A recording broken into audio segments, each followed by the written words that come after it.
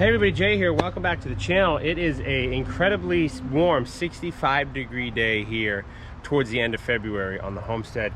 And yeah, needless to say, the trails are closed. We had a huge thaw out and rain over the last 4 or 5 days. So yes, needless to say, the last video of my kids running around took place about 4 days ago. And then it is absolutely just been warm and crazy, muddy, swampy weather. So today we're gonna get into some four-wheeler maintenance front to back. What we're gonna cover in this video is oil change, front axle oil change, rear axle oil change, air filter, spark plug, check battery. We're gonna do all that fun stuff. So if you wanna learn something today, stick around, should be fun. All right, everybody, this is my Yamaha Big Bear 400 4x4. This is my workhorse. This is my firewood hauler. As you can see here, those of you who may know, we live on an 18-acre homestead. We heat with firewood. We do all types of stuff here with this machine. So anyways, we've already had it running here. We're gonna start by changing the oil. So as you can see here, this machine has a skid plate on it. First thing you wanna do, obviously, is warm the machine up to operating temperature. And then this machine has a skid plate here and an oil drain right there, just like a car. The thing you wanna do too is find your oil fill and crack this open. This will give some airflow, let the machine vent while it's draining the oil. You can actually take it right out. See, as you can see, the oil's dirty, but it's full. So let's go ahead and drain. One thing I like to do, have a clean pan and a rag. So this is my oil fill. I know that's there. So it's accounted for. We don't drop it in the dirt. So let's get a pan.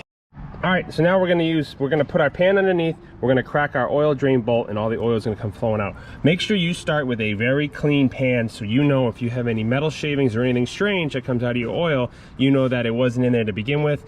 It was came out of your motor, which is no fun. So let's put this underneath, get the appropriate bolt and drain the oil. Now, well, hopefully you guys can see the lighting is not the best here, but we're gonna try to make it work here.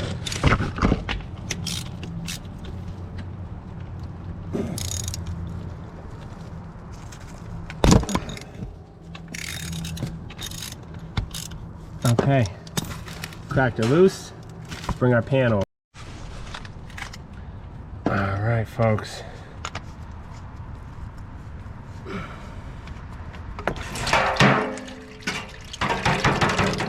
And there is the precious petrol.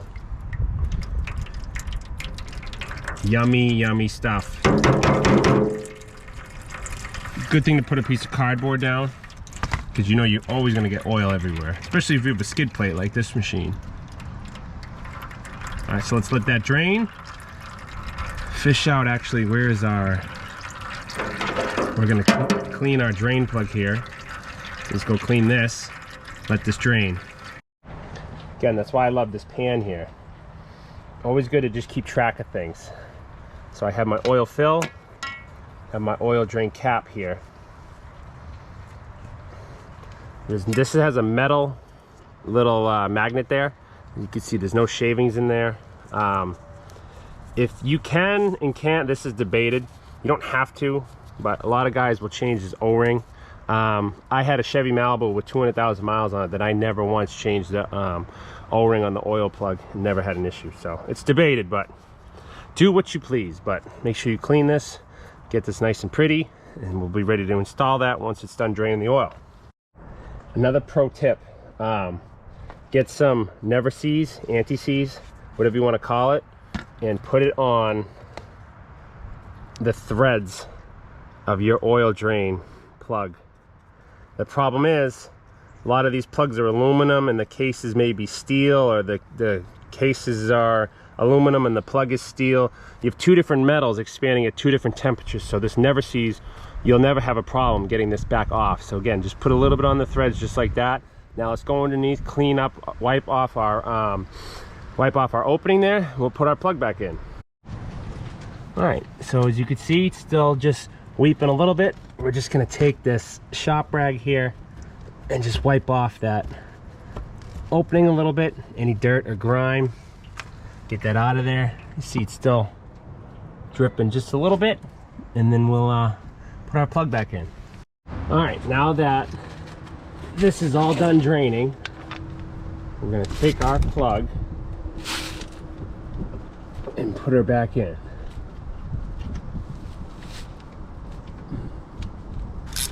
and snug her up. You don't have to overdo it. Okay. Give that a quick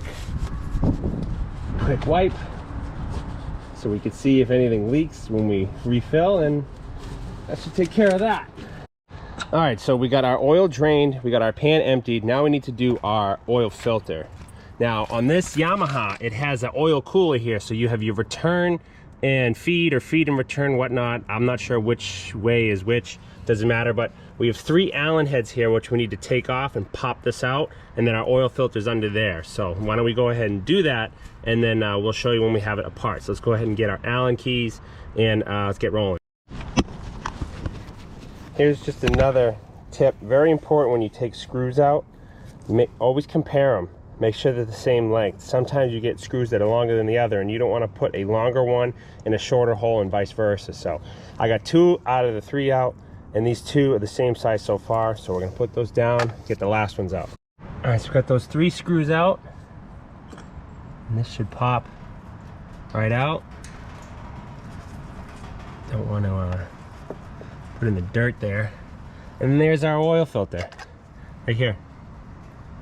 As you can see, pretty dirty, so it needed it.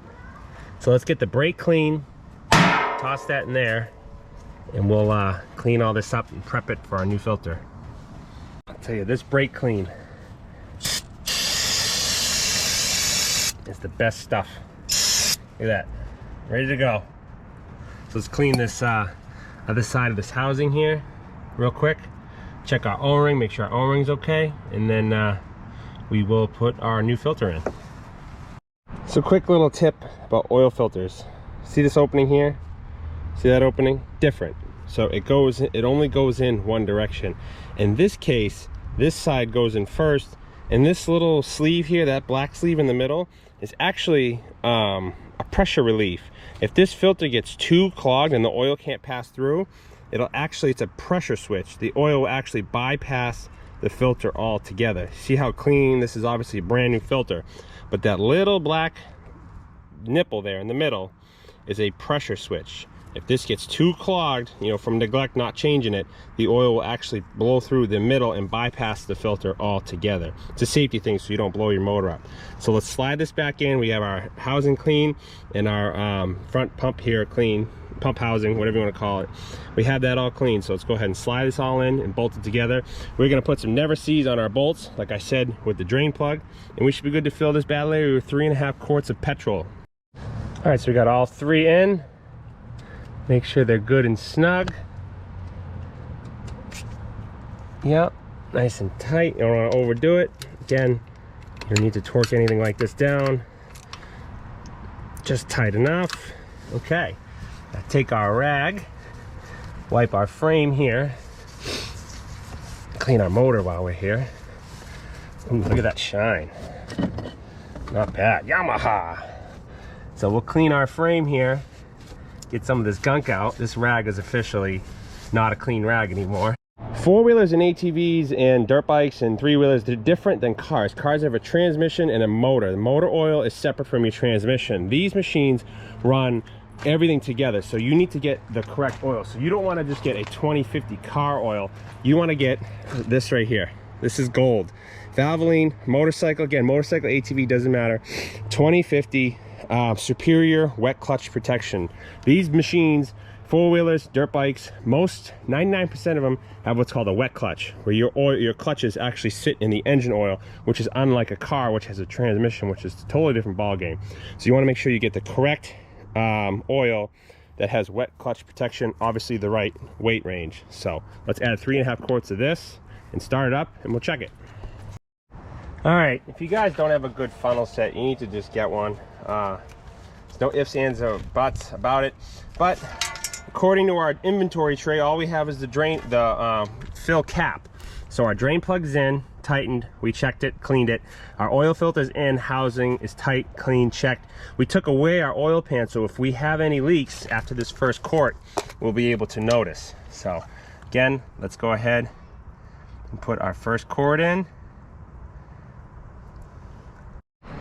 Okay, got no obvious leaks, everything is tight.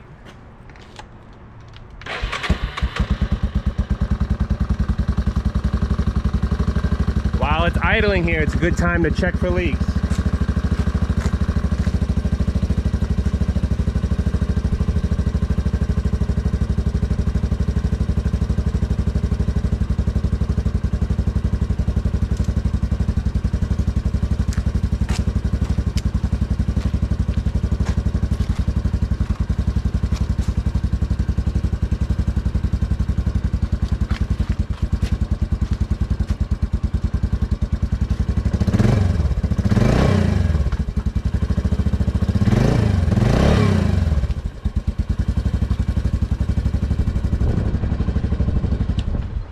Voila, folks.